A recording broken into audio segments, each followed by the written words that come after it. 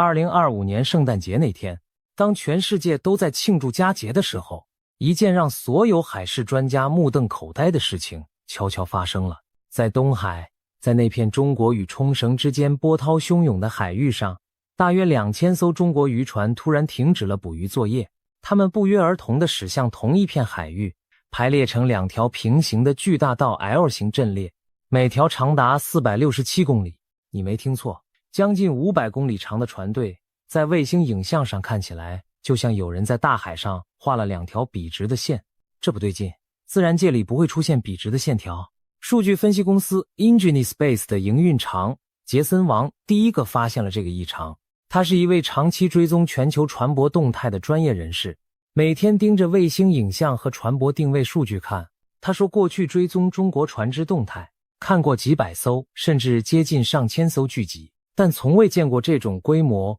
或如此独特的队形。他当时脑袋里闪过的第一个念头就是，这不对劲，这绝对不是在捕鱼。纽约时报随后透过另一家海事情报公司 Starboard Maritime Intelligence 的船舶定位资料，独立确认了这个惊人的发现。商业卫星在短短几个小时内反复拍摄同一区域，连续拍摄多天，发现这些船只的位置几乎没有任何改变，完全不受潮汐和天气的影响。正常的渔船会来来回回的移动，会分散开来追逐鱼群，但这些船只一动不动地保持着精确的几何排列，就像被定在海面上一样。2周后，2026年1月11日，同样的事情再次发生，但这一次情况更加离奇。大约1400艘渔船突然放下手中的捕鱼工作，或者直接从停靠的码头驶出，全部赶往中国与冲绳之间的东海海域，在那里排成一个超过322公里长的巨大长方形，密度之高令人啧舌。经过的国际货轮不得不绕道行驶或蛇形穿越这片密密麻麻的船阵。卫星影像显示，部分船只之间的距离甚至不到500公尺。考虑到海上风浪和潮汐的影响，这个距离根本不是安全距离。任何一个有经验的船长都知道，在开阔海域维持如此密集的编队是极其危险的行为，但他们做到了，而且维持了超过30个小时。更让人匪夷所思的是当时的天气状况，气象预报显示是强风天气，同一片海域的韩国渔船全都选择返回港口避险，但这些中国渔船不但没有回港，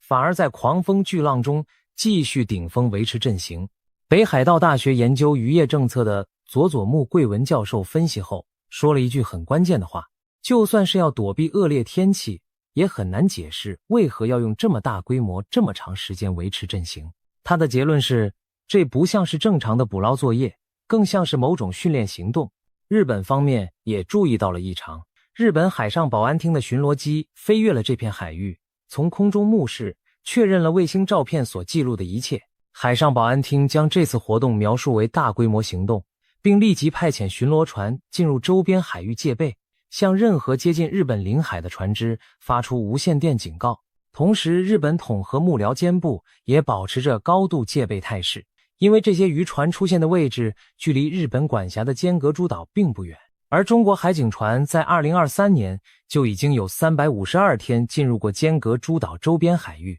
是有记录以来最多的一年。那么问题来了，这些渔船到底是什么身份？他们到底在演练什么？美国海军战争学院的艾瑞克森教授是研究中国海上民兵的顶尖专家之一，他看完所有数据后，用了一个非常形象的词来形容这次行动，称之为一场精确地理坐标协调的巨型快闪行动。他以个人身份分析指出，这些渔船的规模、几何、形状、协调程度以及快速集结和散开的方式跟正常的捕鱼行为完全不相容。这可能是信号传递，可能是力量动员演练，也可能是某种训练，但无论哪一种，它都指向同一个结论。让我先解释一下这些渔船的真实身份。表面上他们是渔船，但暗地里他们很可能是中国海上民兵的一部分。什么是海上民兵？这是一支全球独一无二的准军事力量，它的组成人员平时就是普通的渔民，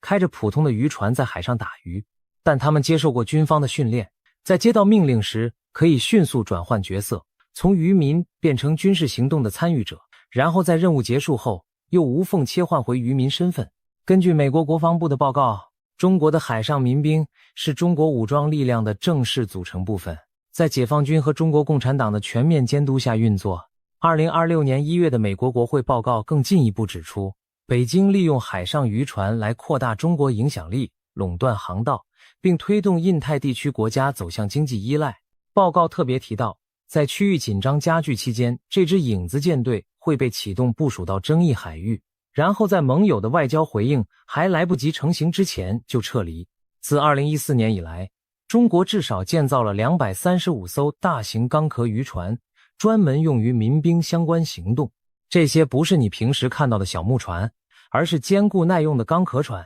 有的配备了卫星通讯设备和电子监控装置。它们的存在让各国海军和海岸防卫队极为头痛，因为从国际法的角度来看，你很难对一艘挂着民用旗帜的渔船采取军事行动，即使你明知道它在执行军事任务。华府智库战略暨国际研究中心的亚洲海事透明倡议组织主任波林做了一项深入的数据分析，他根据船舶自动识别系统数据追踪这些渔船的来源，发现在东海集结的船只绝大部分来自浙江省，而浙江省正好有多个已知的海上民兵港口。波林的结论是，这几次集结极可能是在测试能否大规模动员这些半职业化的民兵渔民。他特别指出，这些人毕竟是身为平民的渔民，不同于南海那些已经高度专业化的海上民兵。南海的民兵在菲律宾专属经济海域内有过多次灰色地带行动的实战经验，他们已经会配合海警使用水炮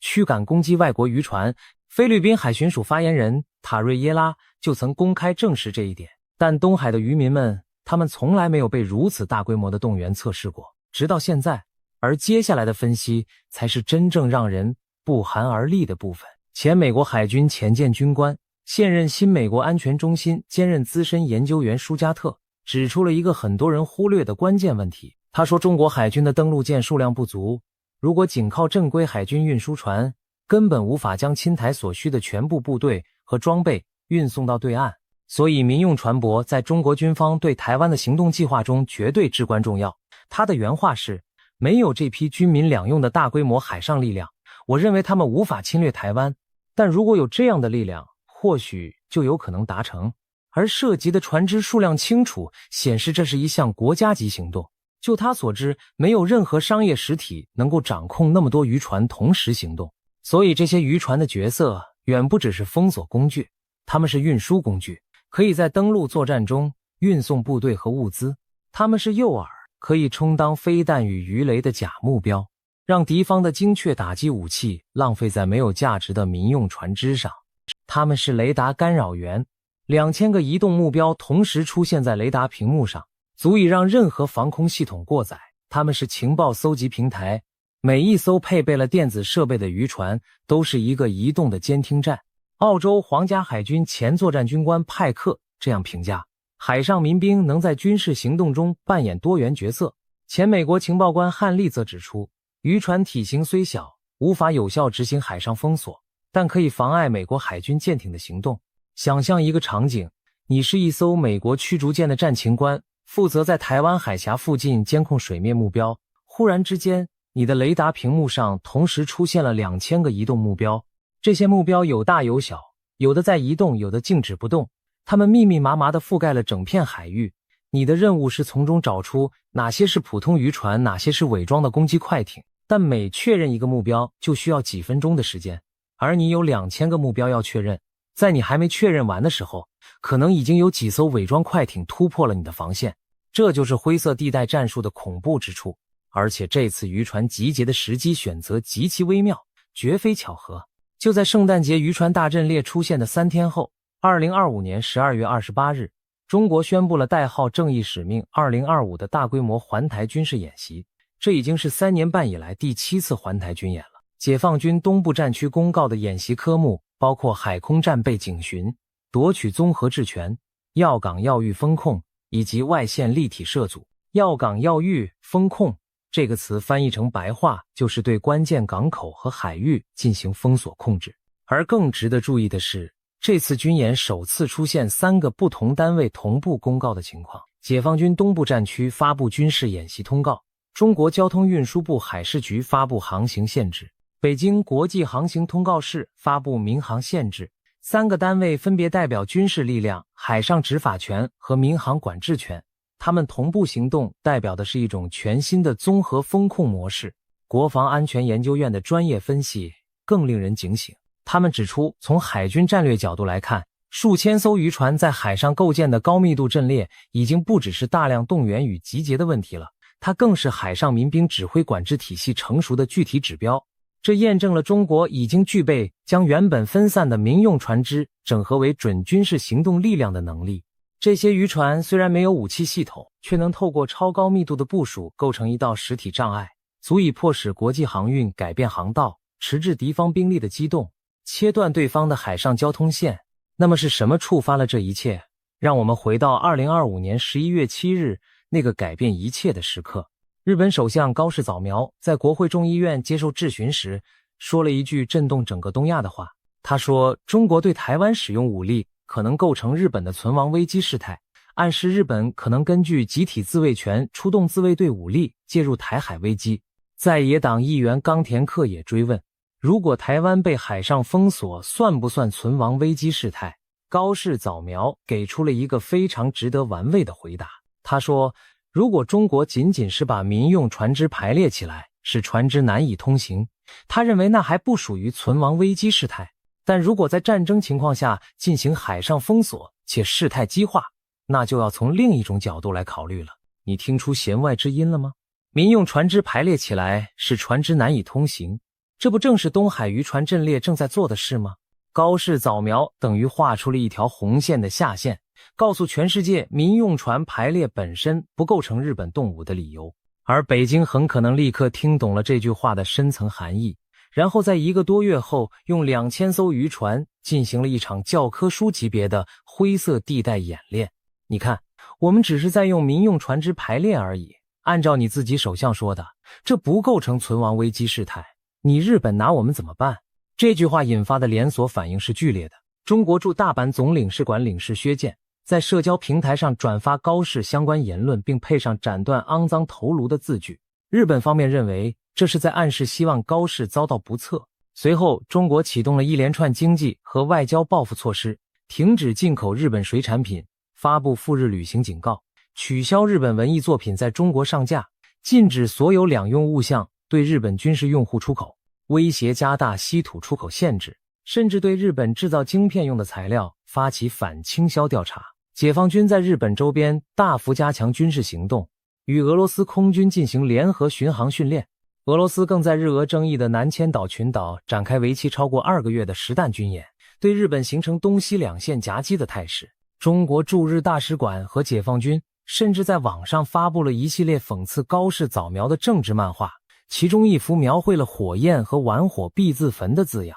到了2026年2月 ，OpenAI 的安全报告更揭露中国曾利用 ChatGPT 散布高市负面评论，还有多个疑似与中国有关的社交平台账号在日本众议院选举前大量发布针对高市的负面信息。报道者的深度调查还揭示了一个更令人担忧的军事趋势。过去10多年来，日本的防卫部署大多集中于东海与日本海侧的西面地区，但随着解放军航空母舰战力逐渐成型，辽宁号和山东号编队多次穿越宫古海峡，突破第一岛链，绕至冲绳东侧进行演训。日本在太平洋沿岸的后方预警与应变能力不足问题已经暴露无遗，日本的后门正在被打开，而这扇门一旦被推开，日本赖以为生的太平洋航运线就将直接暴露在中国军事力量面前。好了，东海的故事暂时说到这里，现在让我们把目光转向地球的另一端。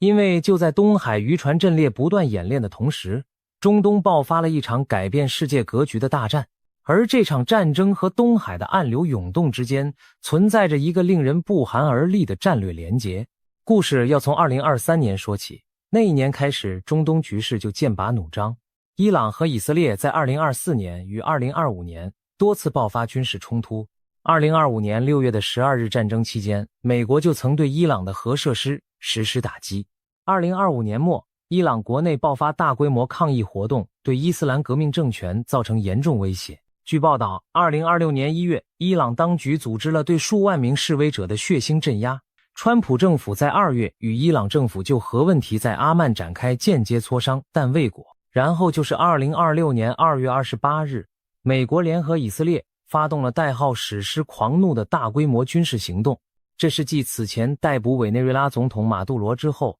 ，2026年美国第2次使用军事手段针对其他主权国家领导人进行跨境作战。根据川普当日的声明，行动旨在摧毁伊朗的导弹与军事实力，阻止其取得核武器，最终协助当地民众推动政权更替。这不是小打小闹，美以联军对伊朗全境展开猛烈空袭，德黑兰、库姆、科尔曼、沙赫、伊斯法罕、卡拉季等多个城市传出爆炸声。最骇人的是，联军发动斩首空袭，成功击毙了伊朗最高领袖阿里·哈梅内伊，他的女儿、女婿、孙辈和儿媳也在袭击中身亡，包括国防部长阿齐兹、纳希尔扎德和革命卫队总司令穆罕默德·帕克普尔在内的40名伊朗高官同日殒命。伊朗学生通讯社报道，多个军事基地遭袭后，造成数千名革命卫队人员伤亡。伊朗政府宣布全国哀悼40天。根据五角大厦数据行动前6天，美国已花费113亿美元。以色列总理内塔尼亚胡表示，此次打击目标是消除伊朗恐怖政权构成的生存威胁。以色列国防部长后来透露，以色列最初计划在2026年年中才对伊朗动手，但时间被提前了。但伊朗并没有如预期般崩溃，恰恰相反，在最高领袖殉职后，国家权力由总统佩泽西奇扬和司法总监以及宪法监护委员会一名法学家组成的3方领导委员会接管。革命卫队随即展开了超出所有人预期的全方位报复，大量弹道飞弹和自杀式无人机同时从多个方向倾泻而下，猛烈空袭沙乌地、阿拉伯、卡达、阿联酋、巴林及科威特等国的美军基地，以及当地的民用机场、酒店和炼油厂。卫星图像显示，中东多个美军基地遭到严重损坏。伊朗的反击飞弹甚至飞越国境，波及塞浦路斯亚、塞拜然和土耳其，引发多国经济体发出通膨风险警告。中东最大的铝业生产商阿联酋全球铝业在阿布达比的工厂遭到攻击后，可能需要1年才能全面复工。国际汽联宣布原定4月举行的巴林和沙特大奖赛取消。美国陆军6名官兵在科威特阵亡。3月4日，伊朗海军巡防舰德纳号在印度洋被美国海军潜艇击沉，100多名人员下落不明，成为伊朗海军近代史上最重大的损失之一。伊朗的报复行动中，最具战略影响的一环就是对霍尔木兹海峡的适时封锁。这个连接波斯湾与阿曼湾的咽喉水道最窄处仅30多公里，全球约1/5的石油运输需要经过这里，每年大约有5兆美元的贸易通过这片水域。历史上伊朗多次威胁关闭海峡，但从未真正实施。但这一次不一样，革命卫队在2月28日开战当晚就宣布禁止任何船只通过。多艘船只收到无线电指令，被要求关闭引擎，准备接受登船检查。革命卫队海军副司令宣布海峡完全处于伊朗海军控制之下，10多艘油轮已被炮弹击中烧毁。伊朗利用岸基火力导弹、无人机快艇干扰以及 GPS 信号干扰等多种手段，将这条全球能源大动脉变成了一片战场，后果是灾难性的。冲突爆发次日，通过海峡的船舶仅44艘，而此前日均通行量为124艘。到3月上旬，通行量更是骤降至每天3到8艘，超过400艘油轮在海峡两侧滞留。阿曼湾一侧约150艘，波斯湾内约200艘以装载石油的船只待命。伊朗的 GPS 信号干扰影响了约1650艘船只的导航系统。保险公司向途经海峡的船舶发出保单，取消通知，保费暴涨 50%。马士基、赫伯罗特等国际航运巨头全面暂停航线。德国船东协会直呼海运业遭遇急性运营危机。国际油价从此前每桶60多美元一路飙升至130美元以上。伊拉克总理财政顾问警告，如果封锁持续，油价可能冲到150美元。全球供应链面临的不仅是石油中断，霍尔木兹海峡还是液化天然气和化工品的重要通道。运输中断直接冲击全球工业产业链的稳定。但就在这场全球能源恐慌中，出现了一个极其诡异的画面。当几乎所有国家的船只都不敢靠近霍尔木兹海峡的时候，中国的邮轮和货轮却在战火中畅行无阻地穿梭往返。船舶追踪数据清楚地记录了这一切。中远海能的新龙洋轮在2月28日开战当晚就安全通过了海峡。招商轮船的新海辽轮同期顺利通过。3月1日凌晨，招商轮船旗下的新世界号超大型邮轮穿越海峡。3月3日，一艘中远海运货轮甚至在伊朗革命卫队快艇的亲自引导下成功穿越海峡，靠泊伊朗阿巴斯港。想象一下那个画面，全世界的船都在躲在海峡外面瑟瑟发抖，中国的货轮却在伊朗军方的护航下大摇大摆地开进去。更离奇的是，那艘名叫铁娘子号的散货船的故事。这艘船在通过海峡时，船长做了一个大胆的举动，他将船舶自动识别系统的信号从待指示改成了 Kina Owner 4个大字母，意思就是这艘船是中国人的，然后他就安全通过了。据印度新德里电视台报道，伊朗方面为了感谢中国在冲突中所持的立场，而给予中国船只特殊通行待遇。彭博社也确认了这个消息。伊朗革命卫队发表的声明称，海峡仅对来自美国、以色列、欧洲及其西方盟友的船只关闭。伊朗外交部后来发布了正式的通行原则声明，明确表示非敌对国家的船只在与伊方协调后可以安全通过。后来伊朗甚至开始与阿曼起草海峡通行监管协议，试图将这种选择性通行常态化。中国的能源安全布局远比表面看到的更深。有知情人士向媒体披露，在战争爆发之前，北京就已经与伊朗高层秘密商定了应急方案。伊朗东南部的贾斯克港成为绕过海峡的替代能源通道，油轮在此装船后可以直插阿曼湾，完全避开美以军方的主要监视航道。国际航运监测机构的数据显示，开战以来，伊朗平均每日出口原油高达210万桶，甚至超过了战前日均200万桶的水平。这些多出来的份额大部分正流向中国。除此之外，俄罗斯已成为中国第一大原油供应国。中俄、中哈、中缅等跨境能源管道年输油量超过7000万吨，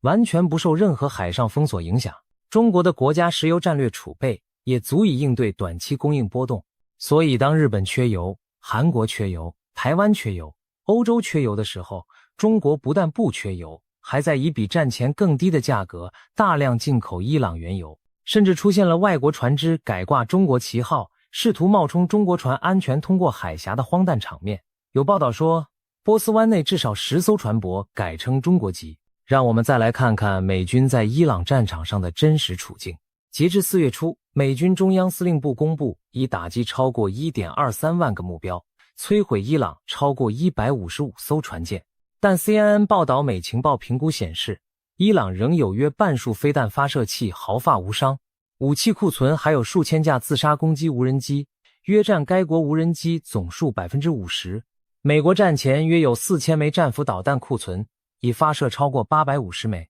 彭博社报道，美军准备从全球各地抽调几乎全部的 JASSM-12 逆踪巡弋飞弹库存投入战场，至少16架 MQ-9 死神无人机已在这场冲突中损失。更令人担忧的是，原本预定交付日本的战斧导弹可能因为战争消耗而延迟。伊朗一名资深指挥官甚至宣称军队正使用新方法和装备在猎捕美军。然后就是4月3日那场震惊全球的事件，一架美军 F-15E 打击鹰双座战机在伊朗上空被击落，机上飞行员先行获救，但武器系统官弹射逃生后一度失联。这名受伤的军官在伊朗险峻的山区独自躲藏超过36个小时， CIA 持续追踪他的确切位置，同时在伊朗境内执行欺敌行动，散布假情报，声称美军已经找到他，准备带离伊朗，以迷惑伊朗革命卫队的搜索部队。川普下令即刻救援，随后展开的是被高级军事官员形容为美国特种作战史上最具挑战性的任务之一的救援行动。美军出动数百名特种部队，搭配数十架军机和直升机深入伊朗领土， MQ-9 死神无人机攻击接近飞官，藏身处的伊朗人和车队，美军攻击机向伊朗地面车队投炸弹开火压制。现场爆发激烈交火，社群媒体影片可见美国飞机在伊朗西南部胡奇斯坦省上空航行，2架直升机紧跟在后。最戏剧性的一幕发生在撤离阶段，当特种部队成功接到飞官准备撤离时，2架 MC-130J 特战运输机在地面故障无法起飞。MC-130J 是一种专门用于执行秘密渗透任务和从敌境深处撤离部队的特殊装备飞机，每一架都搭载了大量机密设备。指挥官在千钧一发之际做出果断决定，再派3架飞机赶来接应所有人员，然后将那2架故障的运输机就地引爆摧毁，绝不能让先进军事科技落入伊朗手中。最终，全员在火光中强行撤离伊朗，安全抵达科威特。川普在社群平台上盛赞这是美国军史上最大胆的搜救任务之一。伊朗革命卫队则宣称他们在这场救援中有5大单位联合行动，击落了1架 C-130 运输机和2架黑鹰直升机。而就在前线激战正酣的同时，五角大厦内部还出现了令人瞠目的权力斗争。国防部长赫塞斯在战争期间要求陆军参谋长乔治上将辞职。现任与前任政府官员向媒体透露原因，竟是赫塞斯对自己可能被陆军部长德里斯科取代的偏执与猜忌。德里斯科与副总统范斯关系密切，两人曾一同就读耶鲁法学院。在战争最需要团结的时候，最高层却在为个人权位勾心斗角。川普发出48小时最后通牒，要求伊朗重启霍尔木兹海峡，扬言打回石器时代。伊朗军方强硬回绝，反呛地狱之门将向美国开启。以色列空袭了伊朗最大的石化工业园区和3座大桥，停火努力陷入死胡同。媒体称，美以联军正为战事持续至9月做准备。现在让我们把所有的拼图拼在一起，看看这盘大棋的全貌。东边，中国在东海反复测试海上民兵的大规模动员能力，2000艘渔船排成近500公里长的完美阵型。解放军同步进行环台军演，首次结合军事执法、民航管制3位一体，5个演训区甚至侵入台湾领海基线。读卖新闻报道，解放军部署搭载大型可移动栈桥的船队进行登陆演训，利用民间滚装船演练。俄罗斯在南千岛群岛展开2个多月的实弹军演。解放军与俄罗斯空军在日本东面太平洋沿岸进行前所未有的联合逼近。中国利用 AI 和社交平台对日本首相进行系统性的资讯战。西边，美国深陷伊朗战争泥沼已逾月余，战斧导弹库存锐减超过 21%，JASSM-12 飞弹从全球各地被抽调，至少16架 MQ-9 损失，2架 MC-130J 特战运输机被迫自毁，1架 F-15E 被击落，交付日本的战斧可能因战争消耗延迟。五角大厦高层在战争中为权位内斗，美军6名官兵在科威特阵亡，前6天就花费113亿美元。中间，中国油轮在霍尔木兹海峡战火中畅行无阻，廉价伊朗石油通过多条秘密通道源源不断流入中国港口，中俄陆上管道年输油7000万吨不受任何封锁影响。日本缺油，韩国缺油，台湾缺油，欧洲缺油，外国船只改挂中国旗号，试图冒充安全通过。全球油价飙涨，但中国能源供应稳定。有分析人士注意到一个极其微妙的时间巧合，东海渔船最大规模的集结恰恰发生在美军全面投入伊朗战争的时候。当全世界的注意力被中东的战火吸引，当美军大量导弹库存和精锐力量被投入到对伊朗的战争中时，太平洋上正在悄悄进行着另一场规模空前的演练。一位匿名外交官说出了所有人的心声，应对中国在区域的灰色地带活动或军事行动真的很难。这些渔船是平民船只，你无法对其开火，他们数以千计，你无法逐一拦截，你甚至无法在国际法框架内对其采取有效行动。中国驻美使馆发言人则轻描淡写地回应称，东海是重要渔场，冬季看到大量渔船在海上作业是正常的，正常。在强风天气中，2000艘船排成近500公里长的完美几何阵型，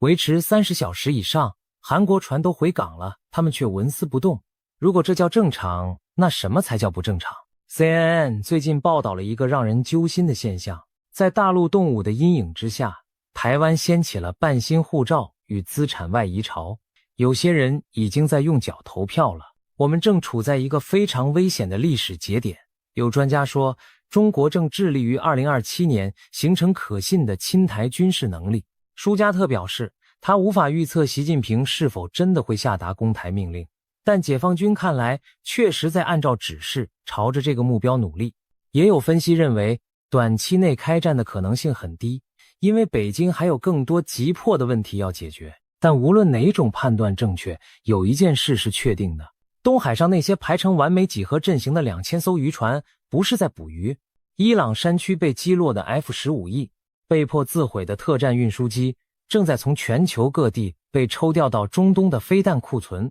都在无声地诉说一个事实：超级大国的力量不是无限的，当你在一个方向投入过多，另一个方向就会出现空隙，而那个空隙可能正是东海上那些沉没的渔船一直在等待的东西。这盘棋局还在继续，伊朗战争何时结束，没有人能回答。东海的渔船下次集结将在何时何地，也无人能预测。唯一确定的是，当全世界的目光被中东的战火吸引住的时候，太平洋上的暗流正在变得越来越汹涌，越来越危险。有人说，21世纪的大国博弈就像一盘多围棋局，每一步棋都同时在好几个棋盘上产生影响。东海的渔船和中东的战火看似毫无关联，却可能是同一盘棋上最关键的两步棋。